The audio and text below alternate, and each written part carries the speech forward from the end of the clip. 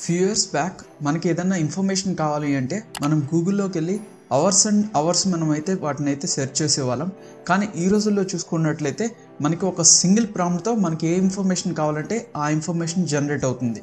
అదేవిధంగా మనం కొన్ని ఇయర్స్ బ్యాక్ చూసుకున్నట్లయితే మనం ఏదైనా ఎక్సెల్ వర్క్ చేయాలన్నా లేకపోతే ఏదైనా ప్రజెంటేషన్ క్రియేట్ చేయాలి అన్నా ఇట్ విల్ టేక్ అవర్స్. కానీ ఈ రోజుల్లో చూసుకున్నట్లయితే మనకి ఏదైనా సరే ఎక్సెల్ కానీ లేకపోతే ప్రజెంటేషన్ చేయాలి అంటే మనకి మినిట్స్లో జనరేట్ అవుతుంది.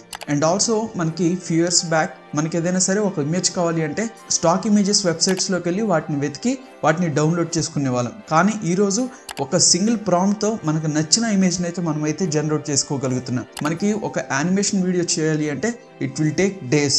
కానీ ఈ రోజుల్లో చాలామంది యానిమేటర్స్ ఒక సింగిల్ ప్రాంప్ట్తో వాళ్ళు వేరియస్ యానిమేషన్స్ని అయితే వాళ్ళైతే క్రియేట్ చేసుకోగలుగుతున్నారు. సో ఇదంతా కూడా ఎలా పాసిబుల్ అవుతుంది అని చెప్పేసి మనకు ఒక డౌట్ అయితే రావచ్చు. This is all possible because of AI/ML engineers. So ఈ వీడియోలో వచ్చేసి ఒక AI/ML ఇంజనీర్ ఎలా అవ్వాలని చెప్పేసి ఒక 5 స్టెప్స్లో మీతో అయితే షేర్ చేస్తాను. వీడియో చాలా ఇంట్రెస్టింగ్గా ఉంటుంది. వీడియో ఎండ్ వరకు అయితే చూడండి. So without any further ado let's get started.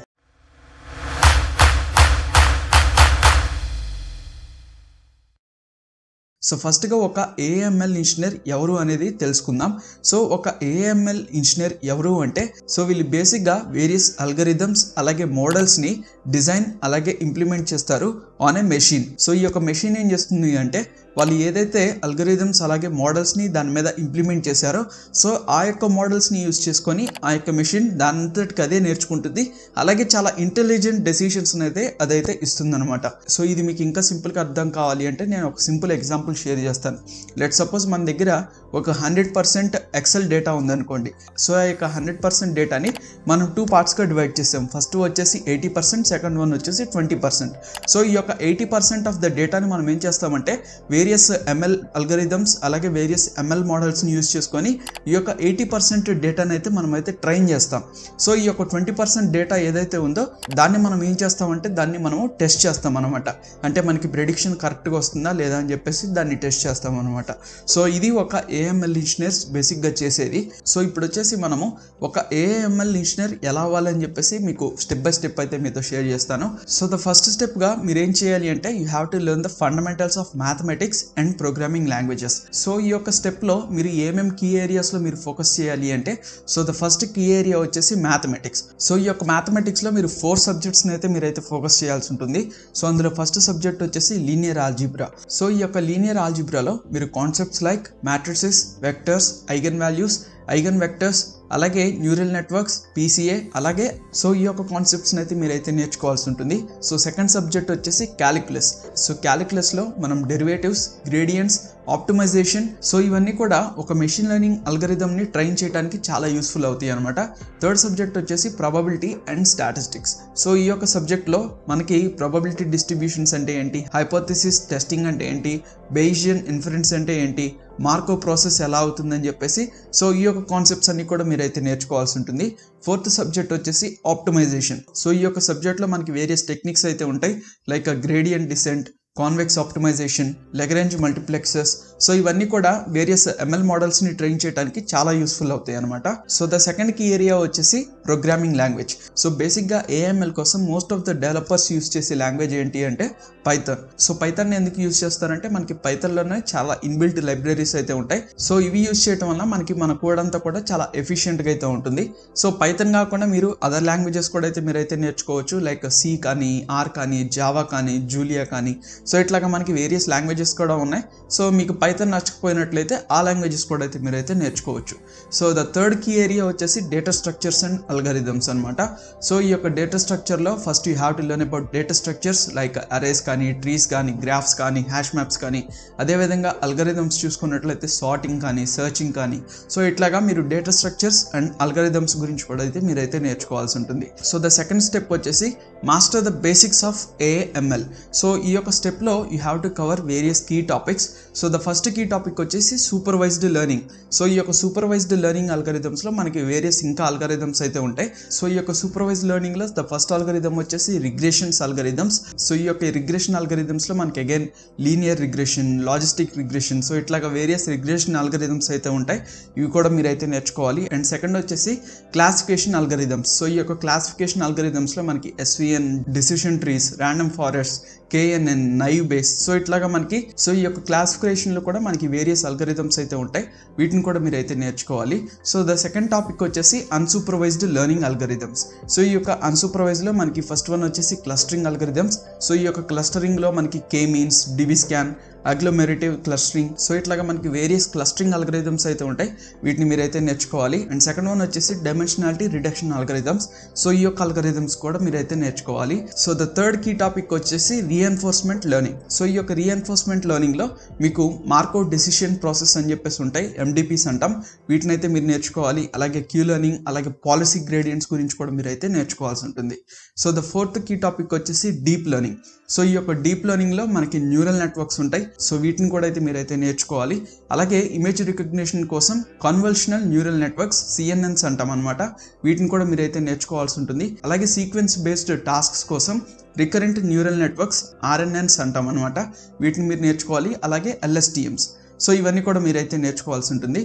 And వీటితో పాటుగా మనకి ట్రాన్స్ఫర్ లెర్నింగ్, అలాగే జనరేటివ్ అడ్వర్సేరియల్ నెట్వర్క్స్, అదేవిధంగా ఆటో ఎన్కోడర్స్, సో ఈ కాన్సెప్ట్స్ కూడా మీరైతే నేర్చుకోవాల్సి ఉంటుంది. So the fifth key topic వచ్చేసి న్యాచురల్ లాంగ్వేజ్ ప్రాసెసింగ్. సో ఈ యొక్క న్యాచురల్ లాంగ్వేజ్ ప్రాసెసింగ్లో మనకి వేరియస్ కాన్సెప్ట్స్ అయితే ఉంటాయి. Like text pre processing, tokenization, word embedding, అలాగే ట్రాన్స్ఫార్మర్స్, సో ఇట్లాగా మనకి వేరియస్ కాన్సెప్ట్స్ అయితే ఉంటాయి. ఈ యొక్క కాన్సెప్ట్స్ గురించి కూడా మీరైతే నేర్చుకోవాల్సి ఉంటుంది.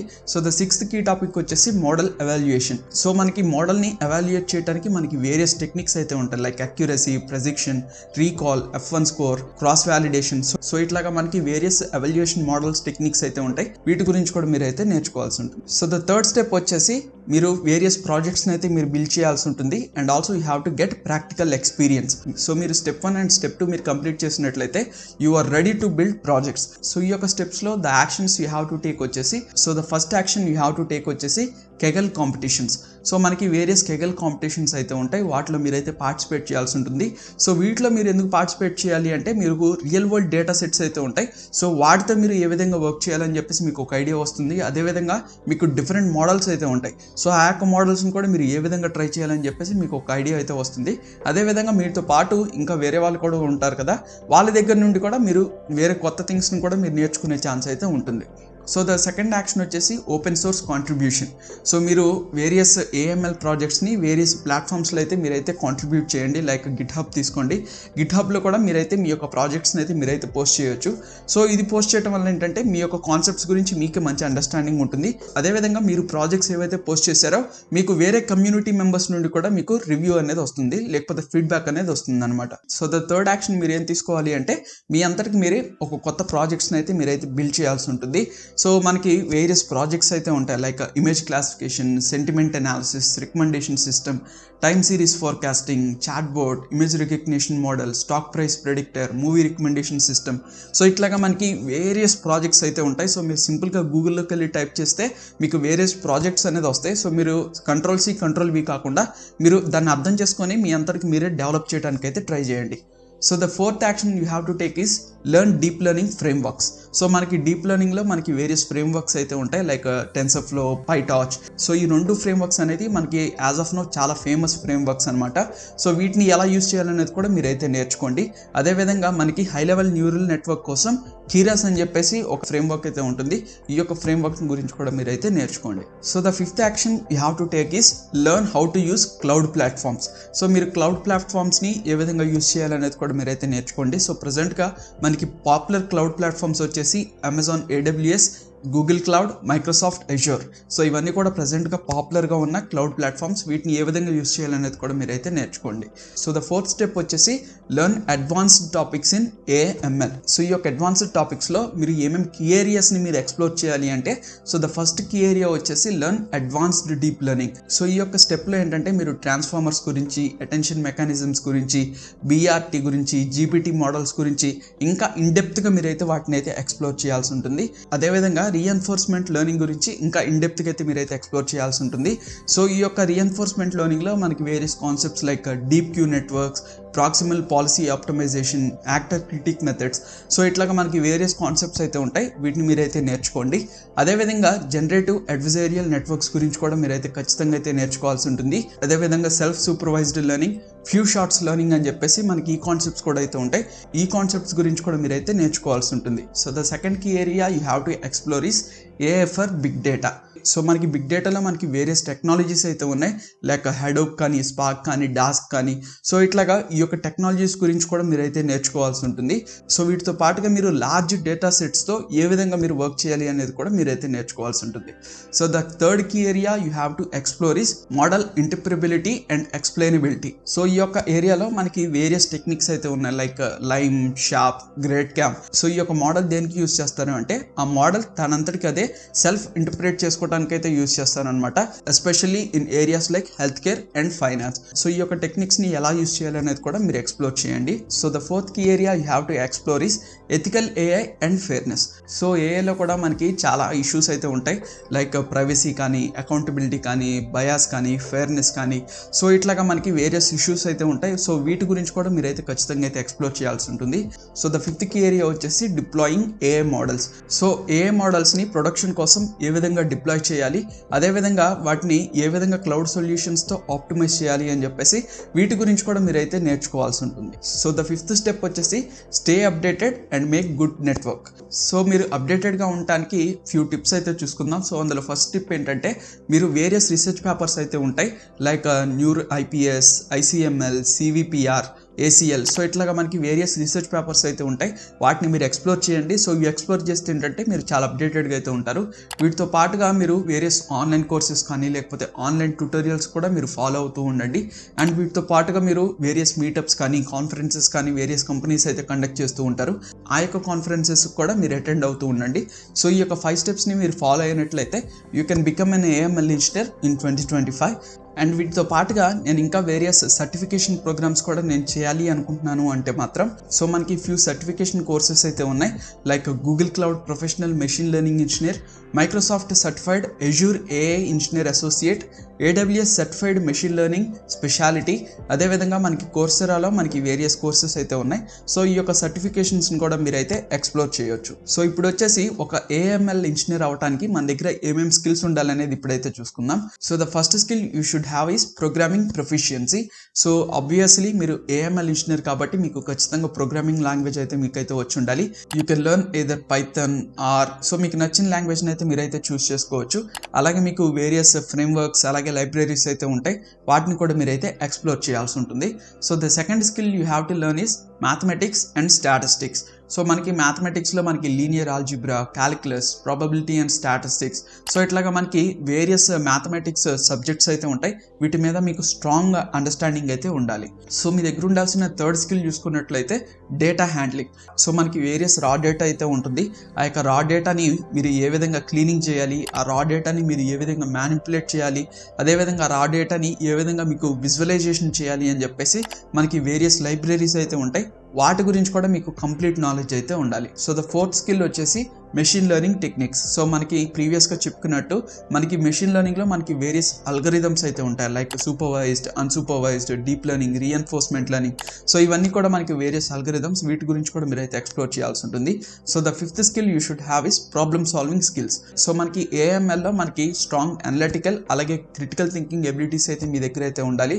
అదేవిధంగా మీరు వేరియస్ కాంప్లెక్స్ ప్రాబ్లమ్ని ఏ విధంగా అడ్రస్ చేయాలనేది కూడా మీకు కంప్లీట్ నాలెడ్జ్ అయితే ఉండాలి. సో ద సిక్స్త్ స్కిల్ వచ్చేసి కమ్యూనికేషన్ స్కిల్స్. సో మీరు ఏదైనా ప్రజెంటేషన్ ఇవ్వాలన్నా, లేకపోతే మీ యొక్క పియర్ గ్రూప్తో మీరు కమ్యూనికేట్ చేయాలి అన్నా, మీ దగ్గర ఖచ్చితంగా కమ్యూనికేషన్ స్కిల్స్ కూడా అయితే ఉండాలి. So you have to communicate your idea into reality. So కాబట్టి మీరు మంచి కమ్యూనికేషన్ స్కిల్స్ని కూడా మీరు మాస్టర్ చేయండి. So the seventh skill you should have is collaboration skills. So మనకి ఏఎంఎల్ ఇంజనీర్స్ వచ్చేసి బేసిక్గా సాఫ్ట్వేర్ డెవలపర్స్తో కానీ, లేకపోతే బిజినెస్ స్టేక్ హోల్డర్స్తో కానీ, సో వీళ్ళతో ఎక్కువగా కొలాబరేషన్ అవుతూ అవుతూ ఉంటారనమాట. సో మీకు మంచి కొలాబరేషన్ స్కిల్స్ కూడా మీ దగ్గర అయితే ఉండాలి. సో మీరు ఏఎంఎల్ ఇంజనీర్ అవ్వాలి అంటే ఈ యొక్క 7 స్కిల్స్ మీరు నేర్చుకోవడానికి అయితే ట్రై చేయండి. So this is all about how to become an AML engineer in 2025. I hope మీకు ఈ వీడియో నచ్చింది అనుకుంటున్నాను. ఇన్ కేస్ మీకు ఈ వీడియో నచ్చినట్లయితే ఖచ్చితంగా వీడియోని లైక్ చేయండి. అలాగే మీ ఫ్రెండ్స్ అండ్ రిలేటివ్స్కి మన ఛానల్ని షేర్ చేయండి. అలాగే ఇలాంటి మరిన్ని వీడియోస్ కోసం మన ఛానల్ని సబ్స్క్రైబ్ చేసి నోటిఫికేషన్స్ కోసం పక్కన ఉన్న బెల్ ఐకాన్ని ట్యాప్ చేసి ఆల్ అనే ఆప్షన్ అయితే యాక్టివేట్ చేసుకోండి. So this is your Joshua Kamlakar signing up.